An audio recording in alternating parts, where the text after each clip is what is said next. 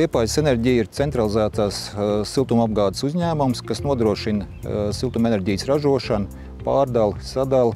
Uzņēmums kopumā nodrošina 1100 klientus, kuru skaitā ir gan daudzdzīvokļu nami, gan bērnudārzi, gan skolas, gan slimnīcas, un gan tieši tāpatās arī rūpnieciskie objekti. Un papildus tam arī uzņēmums nodrošina elektrības ražošanu un pārdošanu.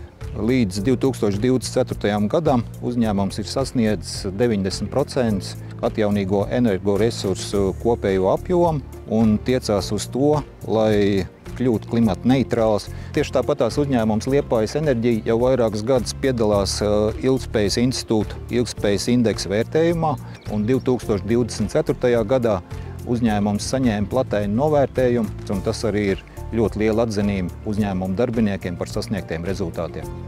Uzņēmums īsteno energoefektivitātes pasākumus, izbūvējot jaunus siltumtīklus un jaunas katlu mājas. Uzņēmums stingri ievēro vides aizsardzības prasības, pielieto atbildīgu vides pārvaldību un regulāri veic ietekmes uz vidi monitoringu. Noteikti jāpiebilst, ka uzņēmums ar valsts vides dienestu ir vienmēr vērsts uz sadarbību. Uzņēmumam Liepājas Enerģija ir svarīgi kļūt klimata neitrālam, jo būtībā gan Eiropas Savienības normatīvu, gan tieši tāpatās arī pilsētas mērķi virs tam, kad, lai gaiss būtu tīrāks un tiktu patērēt pēc iespējas mazāk fosīlais kurināmais, Liepājas Enerģija virzās uz mērķi, lai izmantotu tikai atjaunīgos energoresursus un tādā veidā, virzīties uz klimata neutralitātes sasniegšanu uzņēmumā.